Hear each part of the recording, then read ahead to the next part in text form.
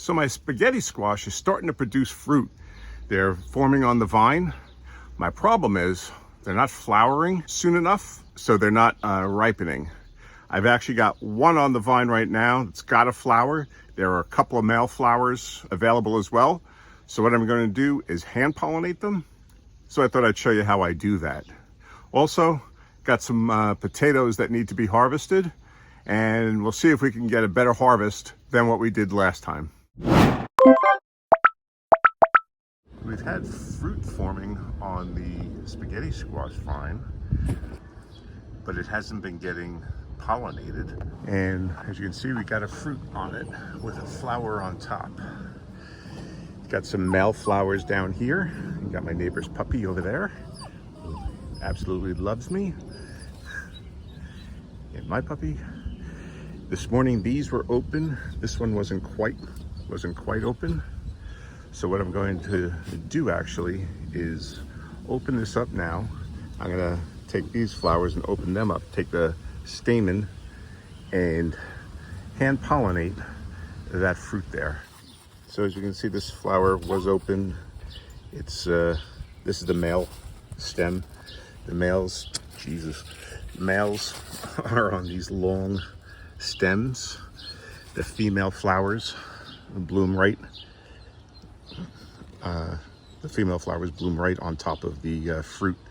So what I'm going to do is pluck this flower here and peel back the layers of the petals.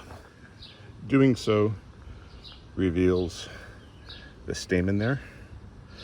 So now what I'm going to do is open up that flower and rub this all over the parts there to pollinate it. Okay, so I've opened it up and you can see that it's got the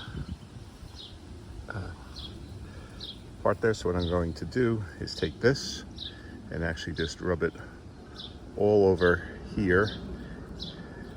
Get in there, and hopefully, even though they've closed up for the day and this was starting to die, there might be enough pollen left, still enough strength left in the flowers to pollinate them.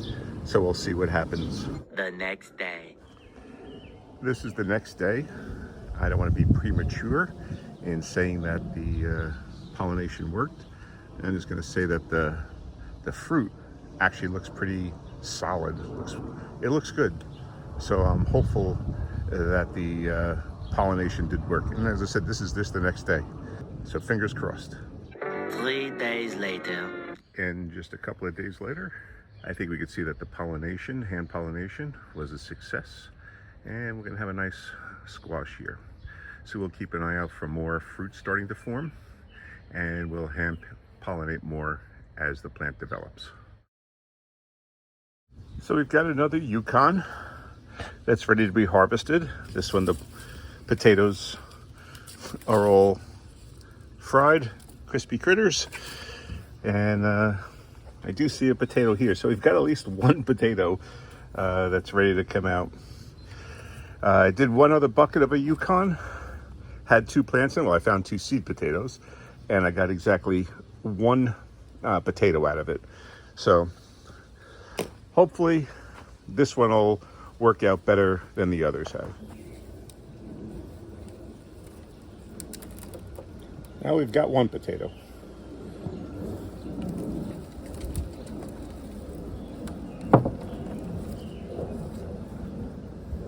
And a rotted potato plus another little one.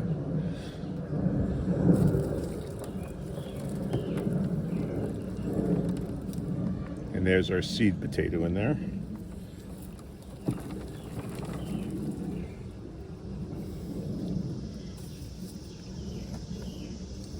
So let's dump this out.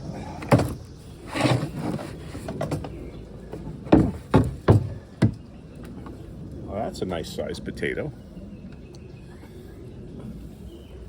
And that's a decent one too. I wonder if we got more in there though. Yeah, smaller ones.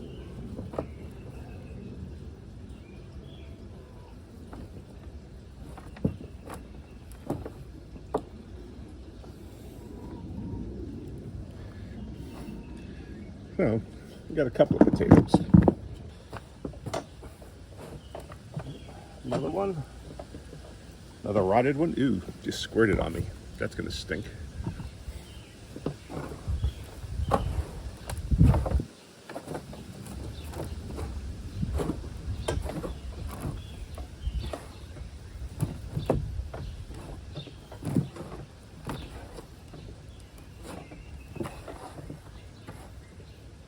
And another small one.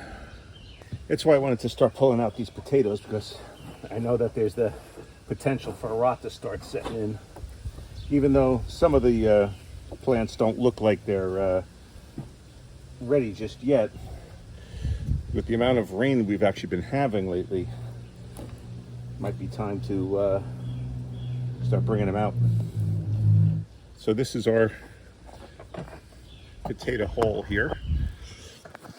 Again, far less than what I was hoping for, and too many really small potatoes, but we got one decent sized one, a good, and then okay size, and then seed potato size. Look at this one, it's already starting to sprout.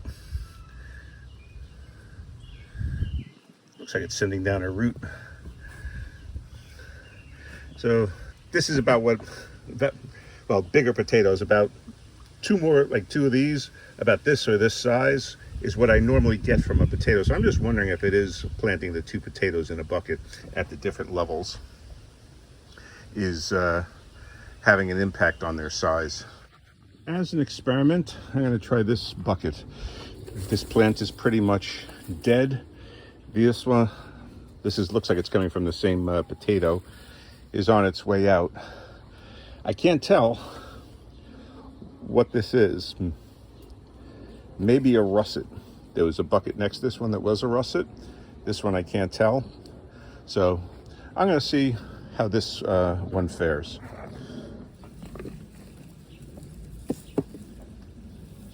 This is a red Nordland.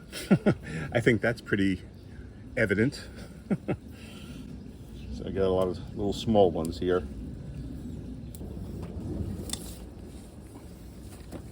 Nothing on here. We've got a little potato on here. So this is definitely a Nordland bucket. There were a couple of buckets where I had intermingled the different kinds of plants. So let's see what we got in here. Oh, it's actually a Caribe, not a red Nordland. All right, well, let's see what we got in here. This is going to be exciting. This was the new ones that I had. Wow, that's a nice size potato. From what I understand, this is a decent size Caribe, though maybe a little bit larger would be good as well, but it's a good start. Oh, we've got a lot of them in here. Wow. Okay.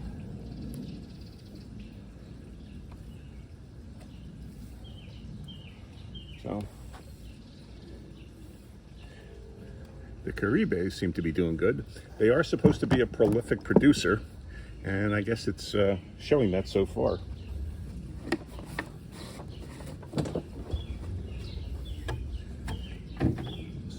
Small one, another small one, medium size.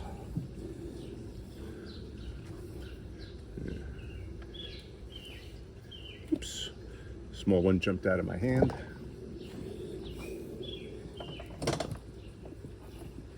Small one.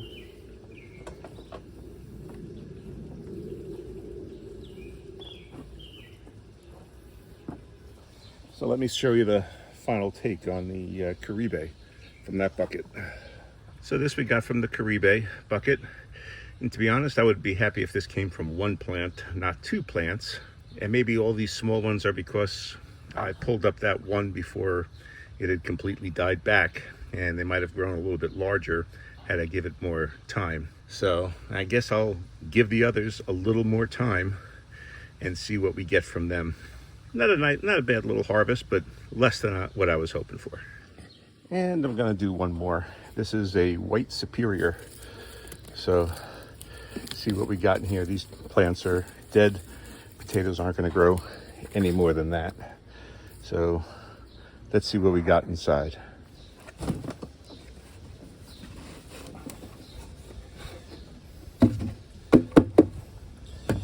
Anyway, as we've been seeing, getting small potatoes to start. Yeah.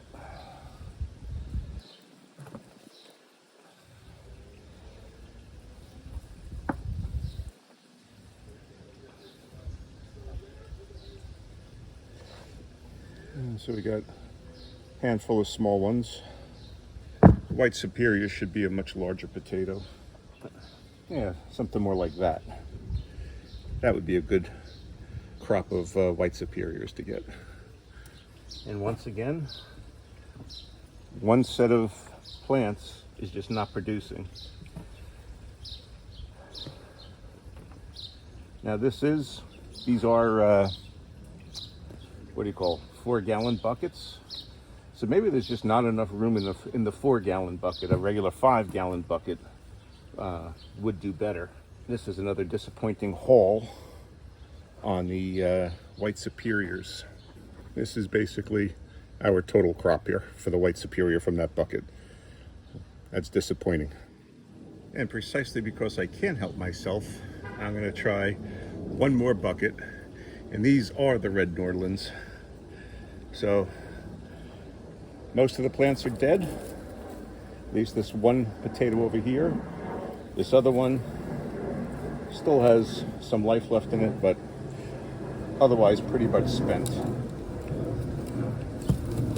So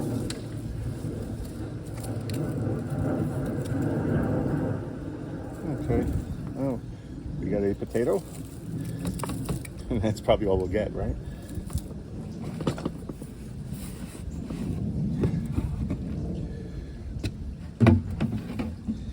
Another small one. Well, that's not a bad little harvest. Better than we've seen with all the others, right?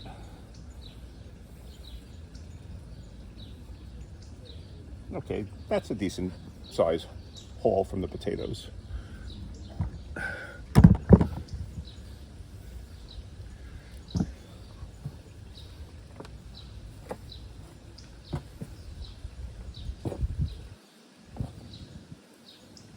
I did only find one seed potato in there, so is this just one potato in that bucket with 3 plants coming out of it? That's possible.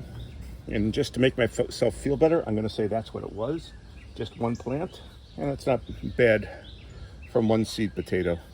So we do have 2 more types of potatoes growing. We've got the russets growing. They're a little bit longer to take to mature. And then we've got the Sharpo Mira. That's what it was. That's also a longer one that takes about 90 days, I think, to mature. So we've still got a little bit longer on them to go. But as the plants die off going forward, we'll bring them over and we'll show the harvest that we're getting from our bucket potatoes. We still have the in-ground russets that we planted. They're not ready to be harvested yet. Getting there. Well, half the bed it seems to be getting there. The other half, no. But as I said, the russets take longer, so we'll see when they're due as well. And they'll be able to compare how the in-ground potatoes did versus the bucket potatoes. So I decided to go ahead and harvest a bunch more potatoes. I did 2, 4, 6, 7 extra buckets, and it was a very disappointing harvest this year. Still got more buckets to go, but I'm not expecting the others to be any better than what I just found. Okay, from 7 buckets of potatoes, this is all that I got. These are the Caribe. These are White Superior. These are Red Nordland, and I think these are russets. Now, just to give you a perspective on the size, these are small, and just so happened that the russets were in with a Red Nordland, but I don't think they were going to be growing much bigger anyway, regardless. This is from like the White Superior. I think this might be 2 buckets worth here, 4 plants, and this is like a quarter. This is what I used to get from one bucket, from one plant, and the potatoes were all bigger than this. So I'm not quite sure what went wrong this year, whether it was the weather, whether it was me, the watering, the soil that they were planted in was kind of damp, but this week we've had a ton of rain. The harvest, I mean, it's just been terrible. As I said, I'm not quite sure what the problem was. The Caribes seem to be the best performers, really. You know, some nice sized potatoes here. So I think I'm going to be definitely planting these again. While editing this video, I was watching another YouTube channel called Red Gardens, and he's been running an experiment for the past 2 years on using municipal compost in his garden to grow potatoes.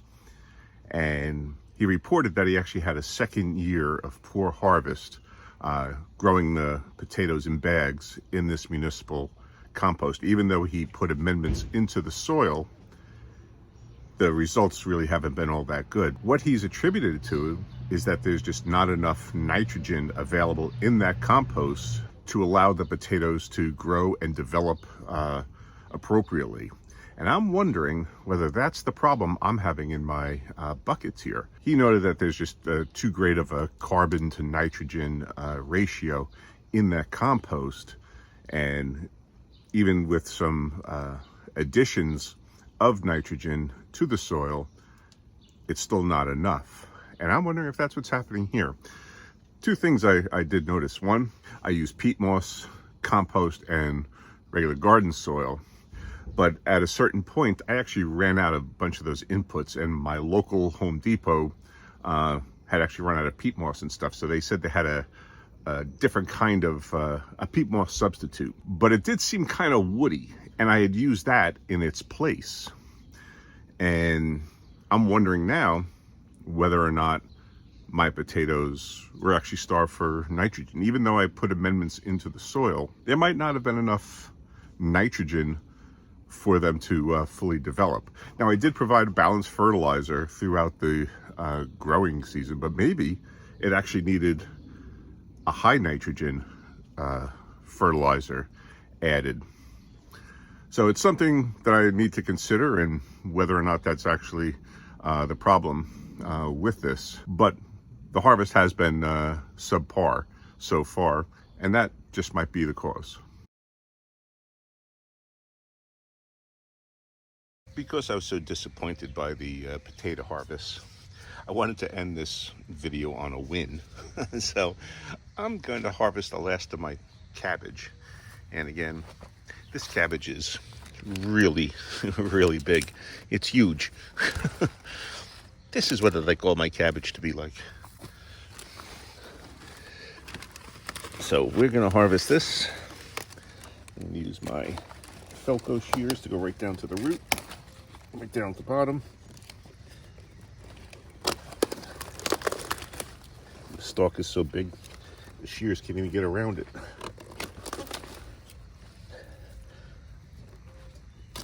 There we go. We can break off all these lower leaves down here. All these outer ones. The chickens will get these. But this is some head. That's a couple of pounds.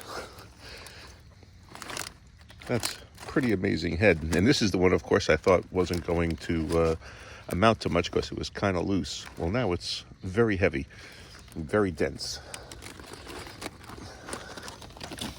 So that's like bowling ball. And we've got a smaller one we're going to harvest too. It's the last of it.